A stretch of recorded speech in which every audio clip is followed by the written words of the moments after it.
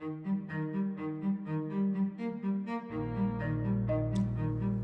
on a dangerous path.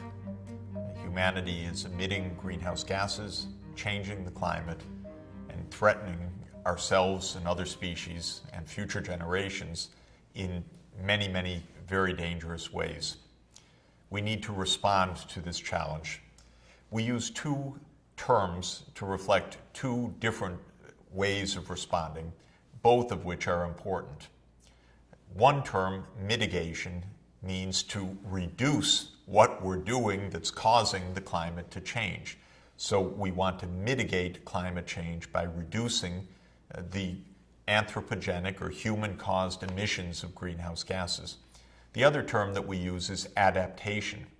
That means learning to live with climate change as best as possible, to protect our cities from storm surges, to protect our crops from high temperatures or flooding or droughts by helping to improve the quality of the seeds to have traits like drought resistance or heat tolerance or submergence tolerance in the seeds by advanced breeding of seed varieties.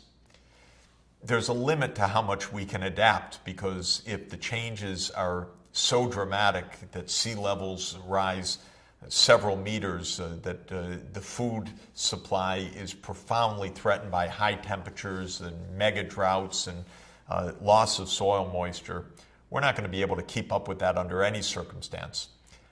At the same time, it's important that we do adapt, because climate change is happening and it's going to continue to happen, even if we are very successful at mitigation. There is inertia in the warming, as I've noted. So we're going to experience more warming in the years and decades ahead, simply as the oceans catch up with the warming already implied by the greenhouse gases we've put into the air. But we should expect that if we continue on business as usual, we'll never be able to keep up with the extent and the dangers that we will be causing ourselves. Mitigation, therefore, is an enormous priority. How to mitigate? Well, for that we need a careful diagnosis. What is it that we're doing? And since we understand that we have several specific ways that we're contributing to greenhouse gas concentrations, we have to take measures to head off those increases. Since about 3/4 of the radiative forcing is carbon dioxide, our highest priority is to reduce the increase of carbon dioxide in the atmosphere. And since most of the CO2 increase comes from our use of fossil fuels, that's the number one item on the mitigation agenda. The second way that greenhouse gases are increasing through carbon dioxide is land use change. And so a second item on our carbon dioxide list of actions is to head off the deforestation that's causing the emissions of CO2 by land use change. Then next on our list comes methane. Methane is emitted in a variety of ways. We have to address each of those. Then comes nitrous oxide. For each of these human-induced emissions of greenhouse gases, we have to have a look. What's feasible? How much would it cost? What are our alternatives? What is the most cost-effective way to reduce substantially the human impact on the climate system? Now, the right place to start is with the carbon dioxide. And the way that scientists have usefully posed the question is, what would we have to do to carbon dioxide emissions, mainly from fossil fuels, but also from land use, in order to keep the total increase of the Earth's temperature at 2 degrees centigrade or below? The answer is that since we've already increased the temperature by almost 1 degree, we would need to dramatically reduce CO2 emissions in the coming decades. So one recent scientific study of what this would require is shown in the graph that you're looking at now. What you see here is a very busy picture because there are lots of possible trajectories of emissions. On the horizontal axis are the years to 2050. On the vertical axis are the tons of carbon dioxide put into the atmosphere, measured actually as tons of carbon rather than tons of carbon dioxide. Now, in all of this mix of pathways, take a look at two that are most important. First, look at the red path. This is the business as usual trajectory. It says that if we continue as we're going, emissions of carbon dioxide will be higher and higher every year. Why? Because the world economy is growing. As it grows, it's using more energy. On business as usual, that energy is going to be fossil fuel, and the CO2 emissions will rise. What trajectory of CO2 is needed to avoid 2 degrees centigrade increase? That's shown in the blue trajectory. It says while CO2 emissions per year have been rising, now they have to start falling, and falling sharply. We want the world economy to grow because we want poor countries to be catching up with the richer countries in living standards. But at the same time, we want the total emissions of carbon dioxide to be falling sharply. And to put it in very general terms, what's shown here is that while the world economy might increase threefold by the middle of the century, the total emissions should probably fall by at least half, if not more. That means that emissions per dollar of output need to decline by a factor of 6 or even more. We use the term decarbonization to mean reducing the amount of carbon dioxide per unit of output, per dollar of gross world product. We need a deep decarbonization of the world economy. But since most of the carbon dioxide comes from fossil fuel, we need a sharp reduction in the use of fossil fuel, at least in the way that we use fossil fuel now. One fascinating, quite wonderful study recently done asked the question, so how could California, a major part of the U.S. economy, reduce its emissions by 80% by the year 2050? How could California, in effect, decarbonize the California state economy? And the answer is really important for us because it's the general principles of mitigation. 3 categories of action. First, energy efficiency. Get more output per unit of energy input. How can we do that?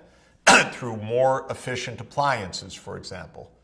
Through light bulbs, whether it's compact fluorescent light bulbs or light-emitting diode light bulbs as opposed to our more than century-old incandescent bulbs. These are examples of new technologies that allow us to get more for less, more output per unit of energy. The second thing we need to do is to shift our energy supply, our primary source of energy.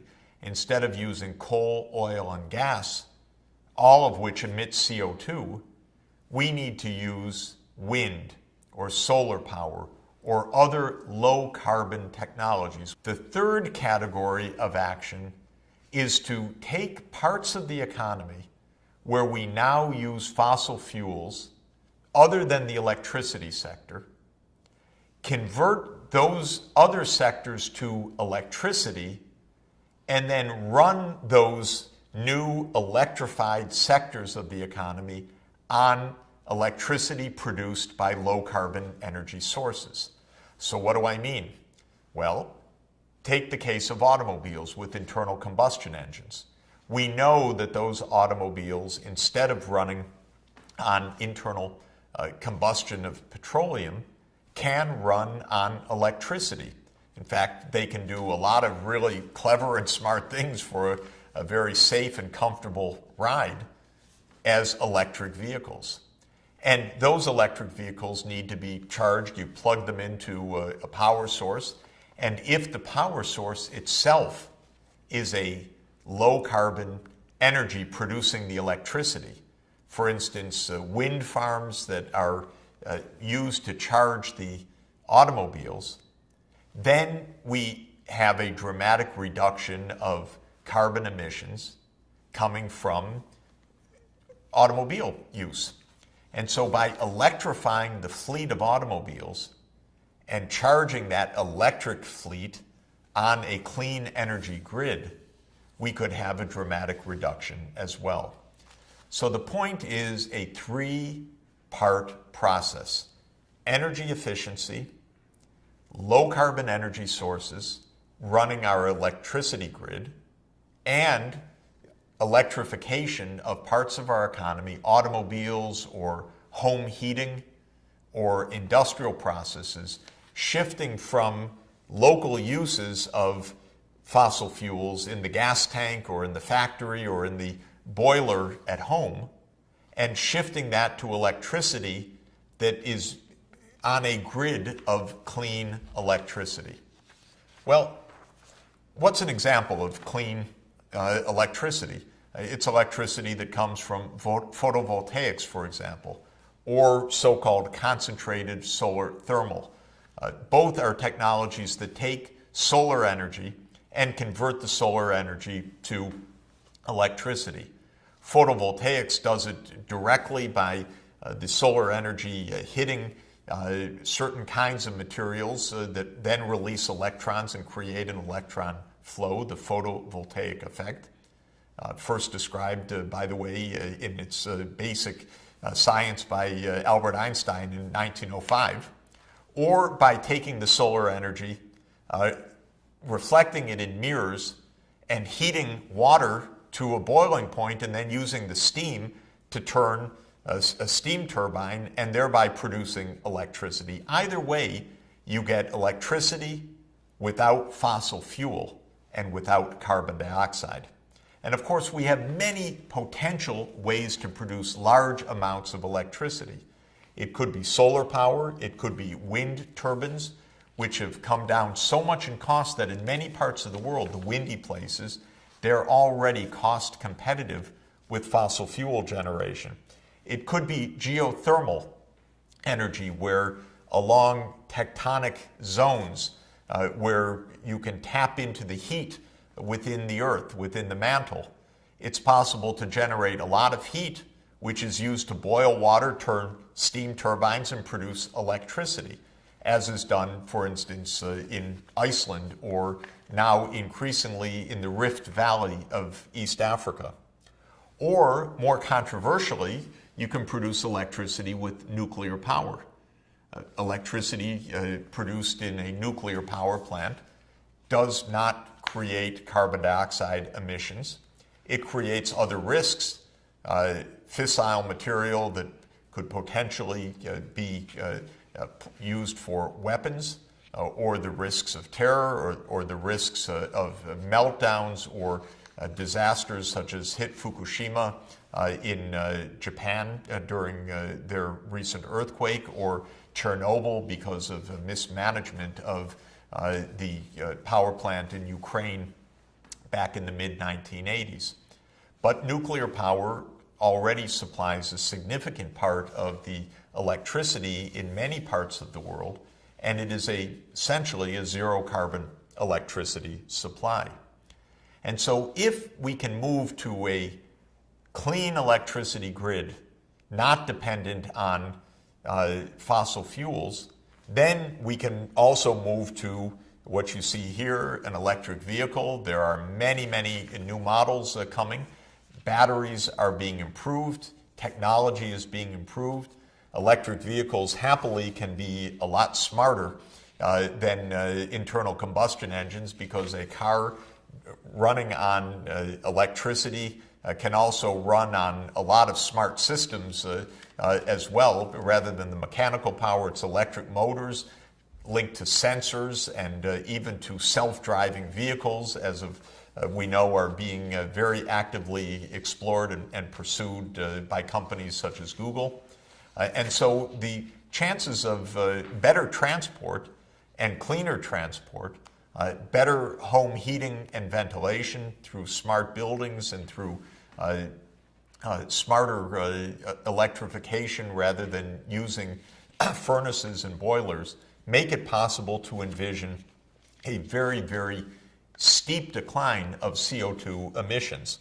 When the California study added it all up, they found the way to reach that bold 80% target is as illustrated in this figure.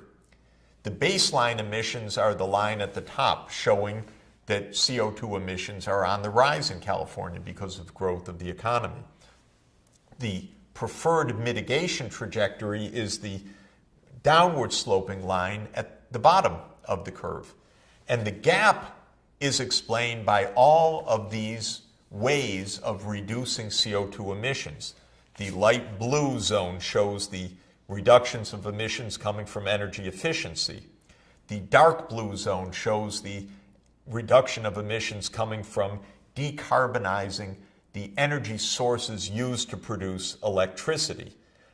Then you see that electrification in the yellow zone is moving to electric vehicles. There are also other smaller categories of turning to biofuels, for example. What is a biofuel? It's of course using somehow a natural biologic process to produce a fuel that's a substitute for fossil fuel. And so there are many, many ways to mitigate, but the broad categories through energy efficiency, a clean electricity grid, and electrification have been shown by many studies to be the pillars of any successful strategy. Here's the good news. All of these technologies are within reach.